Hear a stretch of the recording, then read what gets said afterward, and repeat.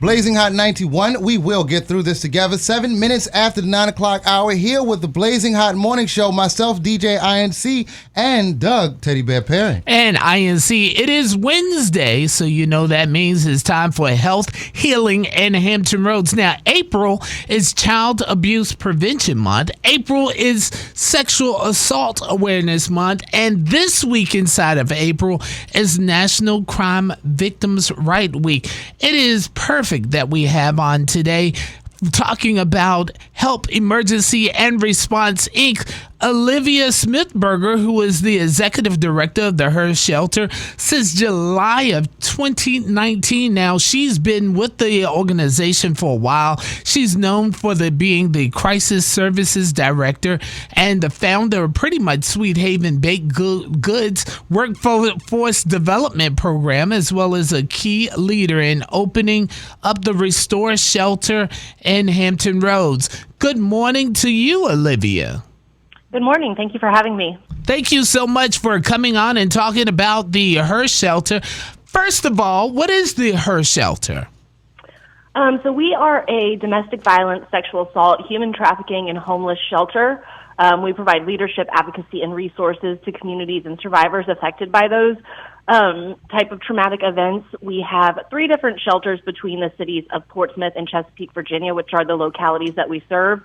And then we also serve community members. So although people assume that you have to come into shelter to receive services, anybody that's experiencing those things that I just listed are welcome to access our services. Let's break it down real quick. Let's talk about, first of all, domestic violence and what may be going on with domestic violence. How much of that do you see here in Hampton Roads?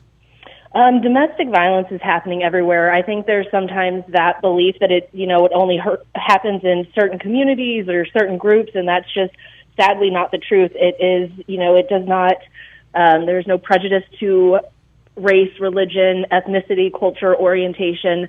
It happens in all communities. So we really see a multitude of people that come through the shelter, and we try to just make sure that everybody knows that all are welcome. All are welcome to receive services. And it's unfortunate that, 1 in 4 men, 1 in 3 women will experience some type of physical violence in their lifetime. And we just really want to make sure that people are aware that we're here and we have services to help. Okay, got a question for you, because when I think about the H.E.R shelter over the years, I think about women pretty much coming in and seeking shelter. Are there any shelters also? Let's say if it's a domestic situation and the man is actually out there, is there any sort of resources that can help, men as well? Absolutely. We do help men as well. Men call our hotline. Anyone that calls our hotline and is experiencing intimate partner violence is able to access our services. Our shelters in particular are community living shelters. So if a man is in need of shelter, we would place him in a hotel and then provide all of the services to him from the hotel. But he's also able to still access the support groups and the things that we do within shelter. It's just the community living aspect of it. So yeah, absolutely. Men do not report as much as women because there is still a stigma surrounding it. But we do have men that reach out, men that are individuals and men with children who are fleeing domestic violence. Oh, yeah, that's pretty good. Now, for your in-living situations, pretty much do you take in the whole family, or is that just a thing for temporary shelter? How does that work? For the homeless shelter? Yes. We will take individuals with children or intact families, so married couples with children as well. But there do need to be children for our homeless shelter because it is a family shelter. Yes, indeed. Okay. Now, April is Sexual Assault Awareness Month. Now, how much sexual violence things do you see and do you help out? Unfortunately, there's quite a bit. Domestic violence and sexual assault can often go hand in hand. That's not always the case, but, even if you are married, you can still be sexually assaulted. No means no, whether you're married or not. And we do see a lot of women and men that struggle with that.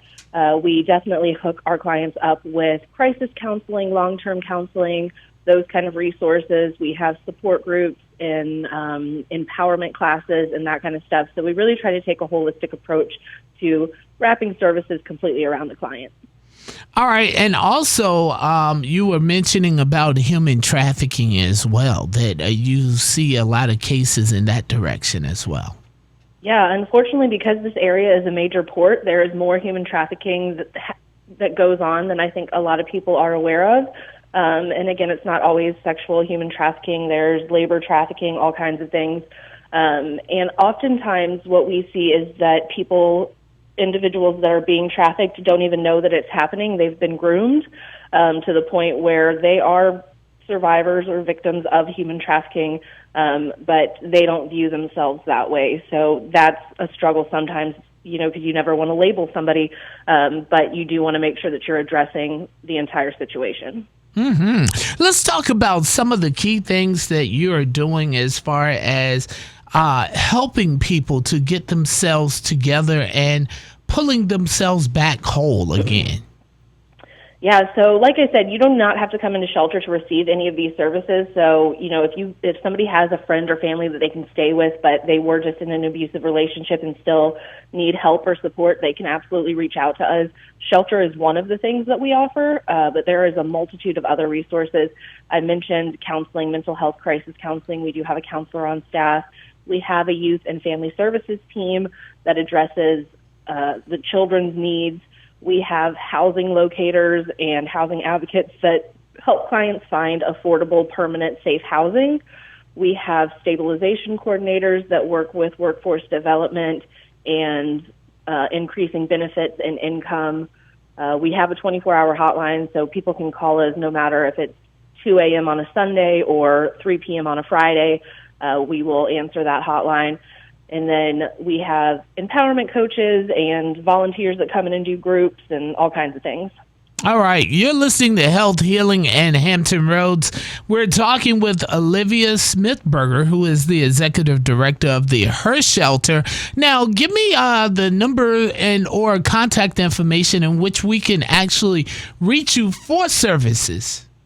Yeah, so our 24-hour hotline, that number is 757-485-3384. But if individuals have questions about how to connect with the shelter, whether they want to volunteer or just want more information, they can also call the office number, and that is 757-485-1445. All right. Is your organization a 501c3 nonprofit? Yes. Okay. Are you looking for seeking funding or any sort of thing like that?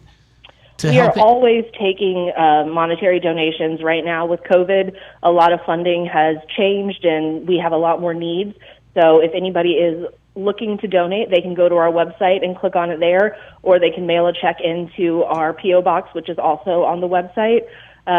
We did have to stop taking regular donations during the pandemic just to protect the staff and clients, but we're hopeful in the future that we'll be able to open that back up. But we do have a Facebook page and a website that lists our essential needs. People can order things off Amazon and ship them directly to us. So there's a lot of ways to connect with us. Okay, how did COVID really hit and impact the organization? Oh, well, it impacted us in quite a few ways. One, as Governor Northam was giving those executive orders, he blatantly said domestic violence shelters are still operational and up and running. Because, there was that understanding that decreased employment, the stay-at-home orders, food scarcity, childcare scarcity was increasing the amount of domestic violence that was happening. And then on top of that, we had to make a lot of adjustments to provide the safest environment for our clients and staff. We had to place a lot more clients in hotels to allow for social distancing, so we weren't at full capacity within our shelters. On an average year, we spend about $7,000 to $8,000 on hotel stays for clients that are in danger that we're waiting to bring into shelter. Since March of 2020, we have spent over $70,000 in hotels. Wow, a lot. Yes. Wow. All right, we just got a few more moments for Health, Healing, and Hampton Roads. Anything that you would like to leave with our audience? Just the fact that, we are here, we're here to help. We do not judge. We accept all individuals. And like I said, we are predominantly Portsmouth and Chesapeake, Virginia, but there are shelters that do similar things for every single locality within Hampton Roads. So even if you're not in Portsmouth or Chesapeake, just know that there are resources for you. And even if you want to reach out to us, we can provide you those resources.